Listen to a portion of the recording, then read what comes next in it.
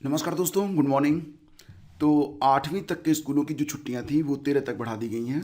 वर्तमान में उत्तर प्रदेश में काफ़ी ठंड पड़ रही है, तो उसी के मद्देनज़र ये निर्णय लिया गया है। खबर फिलहाल लखनऊ से है, लेकिन लगभग सभी जनपदों में ये छुट्टियां जो हैं वो अप्लाई हो रही हैं और सूचनाएं जो हैं वो जारी की जा रही हैं।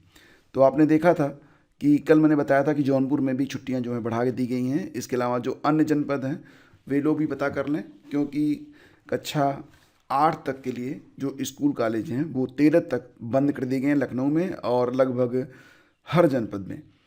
तो दोस्तों, धीरे धीरे जो सर्दियां हैं वो अब अपने रंगत पर आ रही हैं। मतलब पहले तो इतनी सर्दी नहीं पड़ी थी, लेकिन अब सर्दियां जो हैं थोड़ी सी कड़ी पड़ रही हैं। 9वीं से 12वीं तक के सभी विद्यालय सुबह 10 बजे से दोपहर 3 बजे तक खुले रहेंगे। आदेश के मुताबिक विद्यालय प्रबंधक प्रधानाचार्य की ये जिम्मेदारी होगी कि कक्षा में ठंड से बचाव की व्यवस्थाएं कराएं। संभव हो तो कक्षाओं का संचालन ऑनलाइन माध्यम से कराया जाए। मतलब कि अब यहाँ पर जो 9, 10, 11, 12 हैं तो उनकी परीक्षाएं हैं, जिसके मद्देनज़र ये नहीं कहा जा रहा है कि इनके भी स्कूल कॉलेज बंद हों। लेकिन अगर ऑनलाइन व्यवस्था हो सके तो ये कॉलेज बंद भी हो सकते हैं। ठीक है। कृषि विभाग में 1051 पदों पर ये बहुत बहुप्रतीक्षित भर्ती है। बहुत समय से इस भर्ती का इंतज़ार अभ्यर्थी कर रहे थे। फिलहाल ये विज्ञापन जारी हो रहा है और 15 से आप आवेदन कर पाएंगे। तो दोस्तों, ये जो खबर है पटना से है। कृषि विभाग में 1051 पदों पर बहाली होगी। लंबे समय के बाद कृषि विभाग की ओर से एक साथ इतनी रिक्तियां निकाली गई हैं। बिहार लोक सेवा आयोग को परीक्षा कराने की जिम्मेदारी सौंपी गई है। अभ्यर्थी 15 जनवरी से आवेदन कर सकेंगे। आवेदन की जो लास्ट डेट है वो 28 जनवरी है। आयोग के सचिव रवि भूषण ने बताया है कि परीक्षा नियमावली बीपीएससी की वेबसाइट पर उपलब्ध है। सबसे अधिक प्रखंड कृषि पदाधिकारी के 866 पद रहेंगे। अनुमंडल कृषि पदाधिकारी, उप परियोजना निदेशक, आत्म सहायक और निदेशक, जिसको आप सस्य कहते हैं, एवं समकक्ष के कुल 155 पदों पर भर्ती होने वाली है। कृषि अभियंत्रण के सहायक निदेशक के 19 और पौधा संरक्षण निदेशक के 11 पदों के लिए भर्ती होगी। चयन कैसे होगा? तो लिखित परीक्षा और इंटरव्यू के माध्यम पर। लिखित परीक्षा 3 विषयों की होगी, जिसमें सामान्य हिंदी के लिए 100 अंक, सामान्य ज्ञान का 100 अंक और संबंधित विषय के 200 अंकों के, यानी कि कुल मिला के 2 पत्र होंगे। इसके 400 अंकों की परीक्षा होगी। तो परीक्षा 2-2 घंटे की होगी और इसमें सभी प्रश्न एमसीक्यूज रहेंगे, वस्तुनिष्ठ। सामान्य हिंदी की परीक्षा में पास करना अनिवार्य है। इसमें 30 अंक लाना कंपलसरी है। लिखित परीक्षा में सफल होने वालों को 50 अंकों का साक्षात्कार देना पड़ेगा। इस परीक्षा में पूर्व से कार्य करने वाले कर्मियों को कुछ अंकों का वेटेज दिया जाना है। फिलहाल आपको ये बता दें कि आप किसी भी स्टेट से हों, बिहार में अप्लाई कर सकते हैं। आगे बढ़ते दोस्तों, और दूसरे चरण के 73,000 शिक्षकों की अब तक हुई काउंसलिंग। तो ये खबर भी पटना से ही है। बिहार लोक सेवा आयोग द्वारा दूसरे चरण में चयनित 25,000 शिक्षक अभ्यर्थियों को औपबंधिक नियुक्ति पत्र वितरण कार्यक्रम 13 जनवरी को दोपहर 12 बजे से किया जाएगा। पूर्व में अपराह्न 3 बजे से ये कार्यक्रम होना था, लेकिन फिलहाल सर्दियां बढ़ रही हैं तो इसकी वजह से ये कार्यक्रम 12 बजे से स्टार्ट किया जाएगा।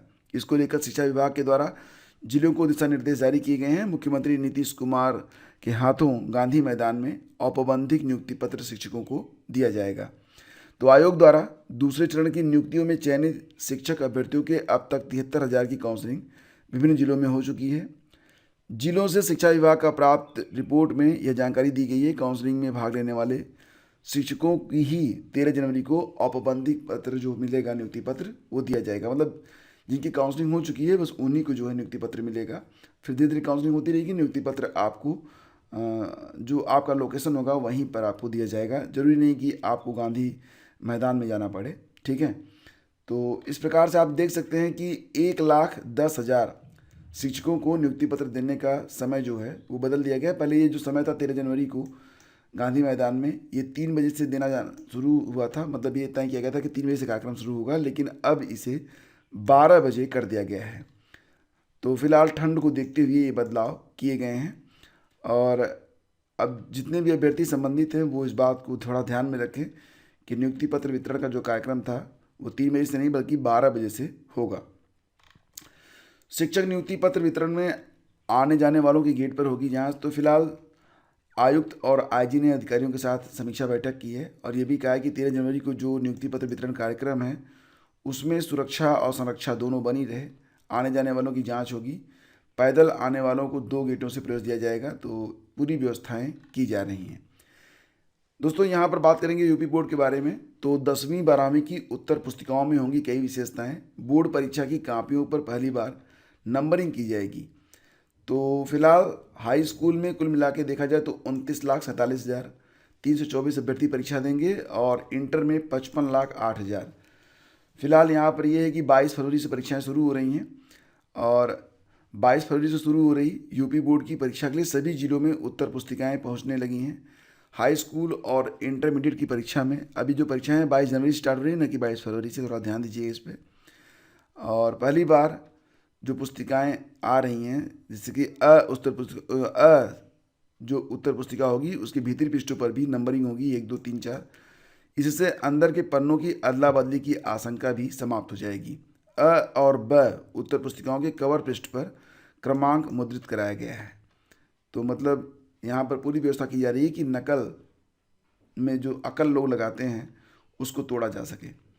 अग्निवीरों के सेवा काल में बदलाव करने की तैयारियां चल रही हैं। रक्षा मंत्रालय को सेवाओं को लेकर सुझाव मिले हैं।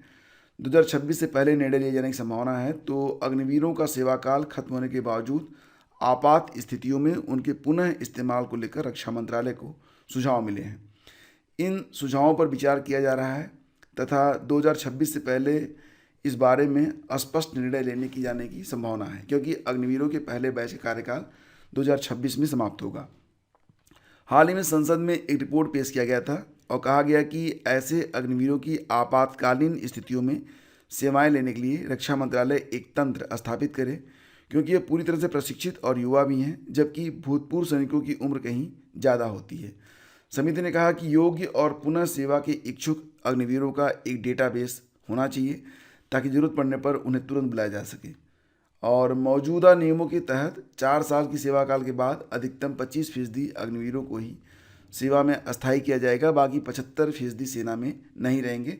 हालांकि उनके लिए पुलिस और अर्धसैनिक बलों समेत राज्य सेवाओं में रोजगार के अवसर दिए गए हैं। अग्निवीरों के पहले बैच ने 2023 में काम करना शुरू किया था और इस हिसाब से 2026-27 के दौरान उनका जो कार्यकाल होगा वो पूरा हो जाएगा। कुछ और भी खबरें हैं, जैसे कि मनपसंद जिलों में तबादला शिक्षकों का मूल अधिकार नहीं। इलाहाबाद हाई कोर्ट ने एक महत्वपूर्ण आदेश में कहा कि स्थानांतरण नीति प्रशासनिक होती है, यह कोई वैधानिक प्रावधान नहीं है जिसे न्यायालय से लागू कराया जाए। कोर्ट ने यह भी कहा कि किसी को भी मनपसंद जिले में स्थानांतरण का मूल अधिकार नहीं है। इसी के साथ कोर्ट ने प्रधानाध्यापिकाओं का अंतर जनपदीय स्थानांतरण निरस्त करने के आदेश पर हस्तक्षेप करने से इनकार करते हुए इनकी याचिका खारिज कर दी है। और अब तक हस्तक्षेप नहीं जब तक मनमानी ना हो। तो मतलब आदेश न्यायमूर्ति सौरभ श्याम शमशेरी ने श्रद्धा यादव, मिथिलेश यादव, मीनाक्षी गुप्ता और विवेक कुमार श्रीवास्तव व अन्य कई की याचिकाओं पर दिया है। कोर्ट ने कहा कि न्यायालय स्थानांतरण नीति में सामान्यतः तब तक हस्तक्षेप नहीं करता जब तक कि मनमानी ना हो। तो कोर्ट ने स्थानांतरण नीति के खंड 5 को अधिक स्पष्ट करने पर बल दिया। फिलहाल मतलब ये है कि तबादला जो है एक शिक्षकों का मूल अधिकार नहीं माना गया है और 20,752 शिक्षकों का जिले में पारस्परिक तबादला होना है 6 महीने के बाद। फिलहाल ये सारी बातें तो जॉब के बाद की होती हैं। फर्जी दस्तावेजों पर नौकरी कर रहे 382 शिक्षक होंगे बर्खास्त। यूपी एसटीएफ ने जांच में दोषी मिले शिक्षकों पर कार्रवाई की संस्तुति की है। तो दोस्तों यहाँ पर फर्जी दस्तावेज लगाकर नौकरी कर रहे 382 शिक्षकों को जल्द बर्खास्त किया जा सकता है। यूपी एसटीएफ ने जांच के बाद दोषी पाए गए शिक्षकों को बर्खास्त करने के लिए 48 जिलों के बेसिक शिक्षा अधिकारियों को पत्र लिखा है। इनकी जांच बीते करीब 3.5 साल के दौरान की गई है। एसटीएफ बीते करीब 5 वर्ष से फर्जी दस्तावेज लगाकर शिक्षक की नौकरी हासिल करने के मामले में जांच कर रही है। एसटीएफ के अनुमान के मुताबिक ऐसे करीब 50,000 शिक्षक हैं जिन्होंने दूसरे की मार्कशीट लगाकर नौकरी हासिल की है और सालों से काम कर रहे हैं। हाल ही में एसटीएफ ने ऐसे 382 शिक्षकों के खिलाफ जांच पूरी कर उनको बर्खास्त करने की संस्तुति की है। तो सर्वाधिक 52 शिक्षक देवरिया के हैं, मथुरा में 43, सिद्धार्थनगर के 29 और बस्ती में 26, गोरखपुर के 22, सीतापुर में 21, श्रावस्ती के 20, आजमगढ़ और प्रतापगढ़ के 14, महाराजगंज के 18, बलिया के 12, बलरामपुर के 11 शिक्षक इसमें शामिल हैं। तो एसटीएफ के सूत्रों के मुताबिक ये भर्तियां 2006 से 2016 के बीच हुई हैं। एसटीएफ व जिला पुलिस की जांच के बाद देवरिया में बीते दिनों 85 शिक्षकों को बर्खास्त किया जा चुका है। अब एसटीएफ मुख्यालय यह पता लगाने का प्रयास कर रही है कि इस तरह जालसाजों ने सरकारी सिस्टम को धत्ता बताकर फर्जी दस्तावेजों के आधार पर नौकरी हासिल की थी। तो दोस्तों ये थी आज की न्यूज़ अपडेट। बाकी के अपडेट के लिए बने रहिए हमारे चैनल पर। अगर आपको कहीं पर कोई भी प्रॉब्लम आती है तो आप नीचे कमेंट बॉक्स खुला हुआ है, उसमें आप कमेंट कर सकते हैं। करंट अफेयर के लिए आप हमारा नया चैनल स्टडी विद ज्ञान प्रकाश के साथ साथ ओनली जीएस मास्टर क्लास को भी सब्सक्राइब कर लीजिए, लिंक वीडियो के डिस्क्रिप्शन में है। और करंट अफेयर वार्षिक पीडीएफ के लिए और मास्टर पीडीएफ के लिए आप डिस्क्रिप्शन चेक कर सकते हैं और आपको जो कंप्लीट करंट अफेयर मिल जाएगा पूरे साल का, जनवरी से लेकर दिसंबर तक। बहुत बहुत धन्यवाद। Please do like and share. Thank you.